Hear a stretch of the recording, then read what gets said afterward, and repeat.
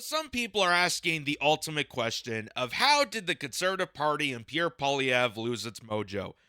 It's kind of interesting that the party that was riling high was the top of the lead during the Trudeau failures in the last coming days of his never-ending reign.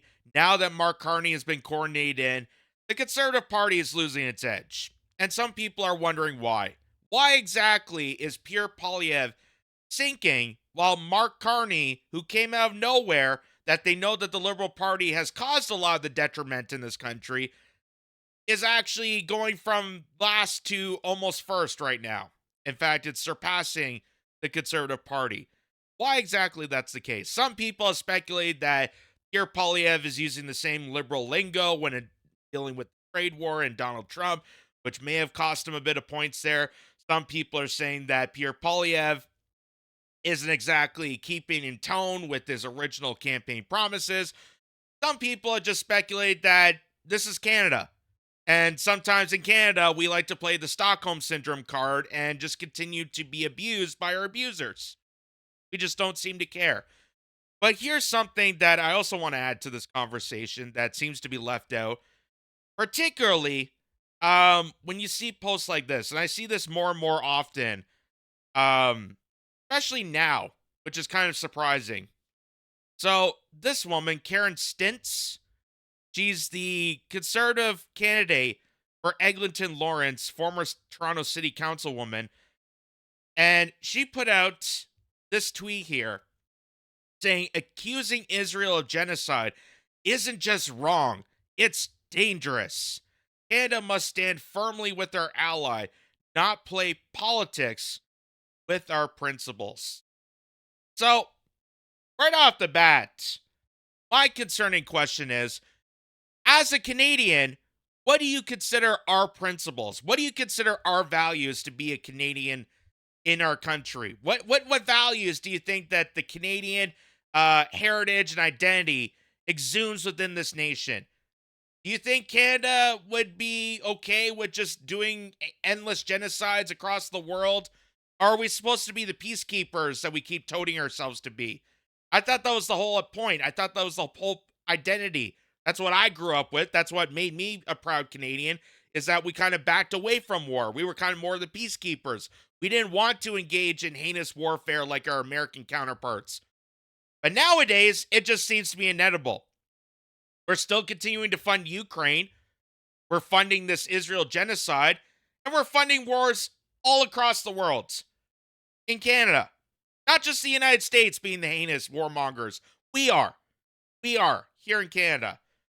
So, here's what this candidate running for office, making this kind of unpopular opinion, because a lot of people, not just college students, but people of Jewish background, people of Christian background, all sorts of people are waking up to realize what this entanglement's all about. We have covered this extensively, that October 7th seems more and more suspicious and more seems manufactured, how Netanyahu propped up the Hamas regime for years to crush dissent over the Palestinians because they don't want the Palestinians to be liberated. And this has been going on for eons. This has been going on since the Nakba of 1948.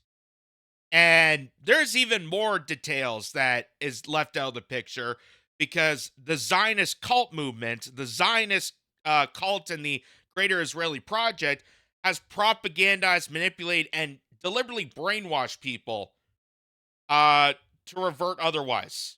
They don't want people to know the actual history of this colony, of colonization of Palestine by a bunch of European Jewish people. They want you to believe it is to do with the Holocaust. They want to make a safe space for the Jewish faith. But in the end, it's not really that case. It's not really that case. But here's what this woman had to say. Last night, I was shocked to hear Mark Carney accuse Israel of genocide. Watch this. I admit it. That's a tough. Mr. Carney, there's a genocide happening in Palestine. Thank you. Thank you, Diana. I'm aware, which is why we have an arms embargo. Canadians deserve a... So, the Conservative Party, because it's Mark Carney saying this. And by the way, Mark Carney and the liberals are definitely, even if they mention Palestine and they feel bad for Gaza, anything like that, they're in bed with Israel. They're as much part of the problem as the Conservative Party. Much like Kamala Harris and the Democrats and Joe Biden. Joe Biden initiated a lot of the funding going to Israel, as many people want to point the finger at Donald Trump, and obviously Donald Trump, being the president right now, has a lot to blame on the continuation of this genocide. Joe Biden is equally accused of the same exact play. Same with the conservatives and the liberals. So don't believe for a second that Mark Carney, because I mentioned Palestine, a rally, obviously, yeah, I care so much about this, I'm going to stop it. No. Not a chance. So this is political play, because both parties, whether liberal or conservative, are both on the side of this genocide. Government that will fight anti-Semitism, not one that perpetuates hate. Last night, I was shocked. So, not even just let me play this again. Last night, I was shocked to hear Mark Carney accuse Israel of genocide. Watch this. I admit it. That's a tough. Mr. Carney, there's a genocide happening in Palestine. Thank you. Thank you, Diana. I'm aware, which is why we have an arms embargo. Canadians deserve a government that will fight anti-Semitism, not one that perpetuates hate. So, her message, by showing you that clip there, instead of trying to actually rebut it or have any point of notion for her argument, just says, oh, Canada deserves a government that will combat anti-Semitism. Which, if we know anything about October 7th and this continued genocide of wiping out a population, is actually more anti-Semitic than anything you have heard on social media or any college student or anywhere across the land. In fact, the most anti-Semitic people out on the roads right now are the Zionists themselves. They're combating at Jewish people. It's not to protect Jewish people. It's actually to decimate on the Jewish faith. They want to go after the Jewish people and take over that part so that Zionism can use Judaism as a cover for their heinous actions, so that anyone accuses Zionists of being the bloodthirsty cult that they are can get away. They get a cop-out by saying, hey, you're preaching anti-Semitism. You're spreading hatred. By recreating a Holocaust situation on people that weren't involved in the Holocaust whatsoever. So, if we really cared about combating anti-Semitism, as this Karen Stitz deeply cares about, deeply concerned, that's why we need a strong government to combat this. How come our Canadian government, as Viva Frei reminds us, applauded a Nazi twice?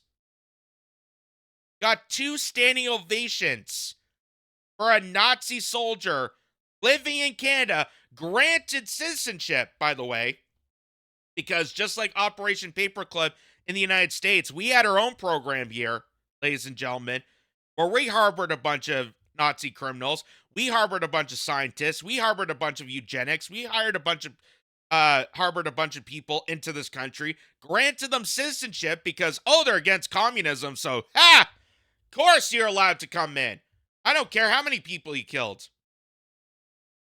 And this man, I forget his actual name, I think it's Hunka something, got a standing ovation twice by all the people in Parliament, in the House of Commons. And this was a live feed on camera. And Justin Trudeau, after being caught, after people recognized that, hey, this guy is an actual SS Waffen Nazi criminal that we should not be applauding, we should be investigating and possibly arresting through the Nuremberg trials, said it was Russian disinformation. A live feed from the House of Commons. But here, just to show people, again. We have here in the chamber today Ukrainian Canadian world veteran from the Second World War who fought the Ukrainian independence against the Russians and continues to support the troops today, even at his age of 98.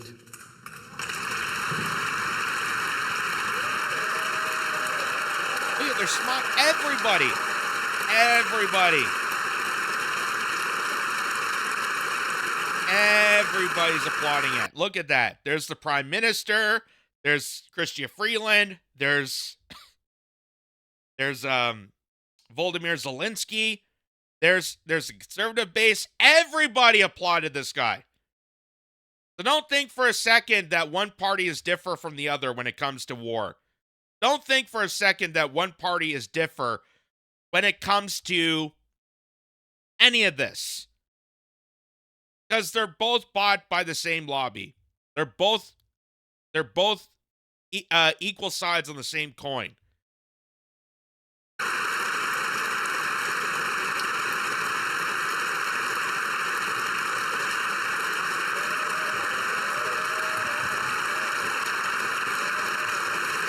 Look at that. His name is Yaroslav Hunka. And I was going to say he's in the gallery, but I think you beat me to that. But I'm very proud to say that he is from North Bay and from my riding of Nipissing-Temiskaming. There you go. They applaud him again. He's a Oh, we got a Nazi war criminal harboring in North Bay, Ontario. Ha! We like him now, even though he killed a bunch of Jew and Polish citizens back in World War II and was part of a Nazi brigade. Ha! He's going after Russia, so yay! We love him. Everybody loves him in the House of Commons. So much so that they sacrificed their job. This guy, Speaker Anthony Rota, had to be dismissed. He got kicked out of the House of Commons. He's no longer speaker. He had to resign because they were caught. Justin Trudeau was caught, and everyone in Parliament was caught applauding this guy. Oh, we had no idea he was a Nazi. Really? You don't vet people when they appear at the House of Commons? Don't do a little background research? Don't figure out this guy's history, his identity before you applaud him multiple times? And notice this is not applauding like teachers, firefighters, police officers, people that actually serve the general community. No, we're just going to applaud a guy that we think is a Ukrainian hero, but really turns out to be a Nazi. So, the Fry reminds us about that. Never forget, our entire parliament applauded a Nazi twice in that situation. Here's also, just to remind people, from the Ottawa Citizen, releasing names of 900 alleged Nazi war criminals who fled to Canada could embarrass federal government bureaucrats, told. So they were supposed to release documents of all the Nazis be brought into Canada, be granted them citizenship without question, without hesitation. They were supposed to release this documentation, but they will not release it. Why? Because it would embarrass the federal government. Why would it embarrass the federal government? Maybe because while they're touting this, oh, we got to stop anti-Semitism, we got to save Canadian Jews, oh, we got to be concerned about Ukraine, releasing this document would completely deteriorate all of that and make us really understand how this world operates. How we're not saving people, how this is not about security. This is a bunch of nefarious ghouls playing a game of risk at the behest of our lives, at the behest of our security. Because every time we go into these wars, every time we engage more and more into this, it's jeopardizing our Canadian sovereignty and our security. It's not saving it, it's not helping it, it's making us worse. So, 900 names still will not be released. I wonder why that is. I wonder why the federal government would be embarrassed to release documents like this. Just like how the Trump administration would be embarrassed to release the Jeffrey Epstein files. Why would that be the case? So, here's also conservative leader Pierre Poilievre. And people have brought this to attention that, yeah, Pierre Poilievre could say the right thing when it comes to Canada first and wanting to, secure our border and bring axe the taxes so you bring more your income. He could say all he wants about this, but it doesn't hide the fact that when it comes to foreign affairs, when it comes to really controls Western democracies, not really much Canada first as it is whatever lobby firm buys them out first. And turns out it's Israel. Here's Pierre Polyev, this guy who's, I believe, definitely on the board of Zionism, as according to this. Pierre Polyev, the next Prime Minister of Canada, Hamas's sadistic criminal terrorist death cult and must be defeated. There is hope for Canada after all. So he makes this statement in the House of Commons about how we need to continue sending your tax dollars and printing more money to support Israel and continue on this genocide, the bloodbath that's disparaging the Middle East and putting us on edge of World War III. Here in Canada. Not just the United States, just here in Canada. And we're supposed to be the peacekeepers. Watch. Hamas is not a militant organization. It is not a government. It is not an activist group. Hamas is a sadistic, criminal, terrorist death cult, and it must be defeated. Indeed, Israel does have the right to defend itself in accordance with international law, and it has the right to respond, just as Canadians would respond if an attack of this type were carried out against our people or on our soil. There will be, and there can be, no negotiating with Hamas. Hamas can only be destroyed, just like President Obama destroyed and assassinated Osama bin Laden. There was no negotiating. Oh, just like how Barack Obama assassinated our former CIA asset, Osama bin Laden. We got to do the exact same. We got to eliminate Hamas that we helped establish and propped up for many years. Do you see the cycle that keeps going on? This is why we're in constant war. This is why there's constant terror around the world. They develop the terror so that we end up fighting the terror, and then we have wars on terror, and the bankers and the billionaire class that invest in these wars walk away with the profits, and we are left to die. Do you see how these wars operate? Do you see how this is all manufactured? Do you see how this is all a calculation? And here's Pierre Polyev touting the exact same garbage. And even if the Liberal Party pretends to shed a crocodile tear for people of Palestine, they don't mean what they preach. Because the Liberal Party, the Conservative Party, the NDP, all these people not only applauded a Nazi twice, that's harboring within our country, refuses to release the documents that proves that, but are also bought by foreign lobby groups that are peddling this. With bin Laden, and there can be no negotiating with Hamas. So, just to remind people, as people will state, and you'll hear people screaming at the top of the lungs, we gotta stop Hamas! Hamas is evil! They're destructive! They're crazy! Ah! But did they ever tell you where Hamas came from? Did they ever sit down to go, I wonder where these people with hang gliders and broken F-150s broke into the Iron Dome on October 7th to kidnap people at a concert? How was that possible? And how was that possible that they blew up a bunch of cars at the same time while using hang gliders to kidnap people? How was all this possible? And where did they get the money? How was this orchestrated? Well, just to remind people, because we've shown this many times before, but people obviously need a refresher. This is from the Times of Israel. So before people go and say, oh, this is Iranian propaganda, this is Russian propaganda, you're making stuff up, this is anti-Semitic.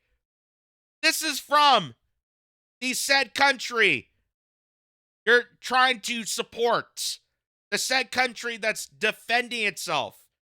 This is their publication where they stated 4 years, Netanyahu propped up Hamas, and now it's blown up in our faces. So 4 years, Hamas was used and orchestrated as a calculated terrorist group, a psyop for the Netanyahu government, that's not even his real name, by the way. Benjamin Netanyahu is a stage name. His name is actually like Milosky or something like that.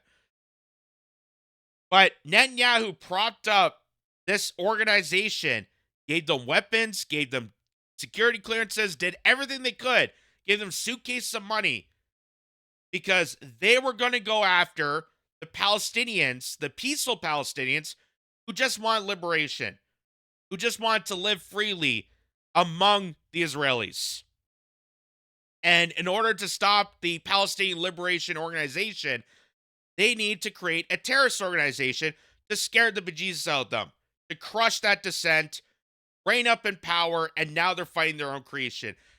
Sounds like the typical story we've heard numerous times before. Look up the Mujahideen. That's why we have Al-Qaeda. That's why we have ISIS. You could say all these terrorist names at the top of your tongue, but a lot of people don't ever take the time to sit down and follow the money and realize where exactly these terrorist organizations came from. It doesn't just happen overnight, folks. Something has to back them up. And it turns out if you follow the money, it connects back to us. We create the terror so we can fight the terror and then profit from the terror, sacrificing everybody. That's really what it comes down to. So I decided, after knowing about all this, after seeing conservative leaders, after seeing that woman, Karen Stitz, after seeing Mark Carney, after seeing all the stuff I'm hearing about how we still got to support this ally, this great ally in the defeat of Hamas, I want to ask this question to Grok. I pose this question. Does AIPAC or any Israeli lobby donate to the Canadian government? That's what I asked Grok here. And Grok responded, AIPAC, the American Israeli Public Affairs Committee, is a U.S.-based lobbying organization focused on influencing American policy and lawmakers to support Israel. So we know about AIPAC. We know about AIPAC and how they bought out the United States government, how they bought out politicians, how they influence law, how they influence our foreign affairs. Netanyahu came to the United States in the early 2000s to pitch to the Bush government how we need to further escalate war tensions in the Middle East, how we need to go invade Iraq, how we need to go invade Afghanistan, how we need to go here, how we need to bomb Yemen. Because AIPAC has bought all the politicians in America, except for very, very few, like Thomas Massey, who's now trying to get booted out because the rest of AIPAC doesn't like a guy like him.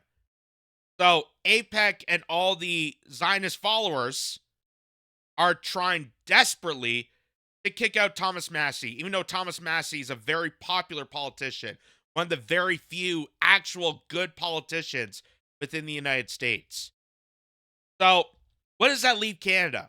Well, it goes on to say Canada has its own distinct political lobbying landscape and foreign entities, including U.S.-based organizations like AIPAC, are restricted from directly funding Canadian government officials or political parties under Canadian election laws. The Canada Elections Act prohibits foreign contributions to political campaigns, meaning any donations from AIPAC or similar groups to Canadian politicians or the government would be illegal. Okay, that's stated in there. However, Canada does have its own pro-Israel advocacy groups, such as the Center for Israel and Jewish Affairs, CIJA, which is often compared to AIPAC. CIJA is a Canadian organization that lobbies Canadian policymakers to support Israel-friendly policies. Interesting. I find that While people are angry at America, people are so angry and focused on Trump and his Zionism, which I get, and we covered that extensively. Don't forget, we're on the same boat. We're on the same boat. Unlike APEC, which relies heavily on direct campaign contributions in the US, the CIJ's influence in Canada is more focused on advocacy, public relations, and engagement with politicians, as Canada's stricter campaign finance laws limit the role of private donations. So, like the typical Canadian policymaker, it's, hey, we don't want to be exactly like America. We don't want to directly be compromised and corrupted like the United States and the White House, but we're going to do everything we can to try to get there. That seems to be the case with all of our policies here in Canada. It's like the lighter version of America. While America pushes for censorship, they're pushing for aggressive behavior and trying to deport people who are legal citizens and whatnot. Canada's like, yeah, we're not going to go down that road directly, but we're going to take the steps to kind of get there. Like, oh, we don't have direct influence on politicians, but we're advocating politicians to do our bidding. Like, what difference does it make? What difference does it make? Basically, they're serving Israel without getting the big check. So what's in it for our politicians then? What's really in it for our politicians if they're not getting huge setbacks from this lobby group? That's what I find so interesting about this. CIJA is funded by Canadian donors, but not by APEC or the Israeli government directly, though it shares similar goals of strengthening Canada-Israel relations. There is no evidence that APEC or any Israeli lobby directly donates to the Canadian government.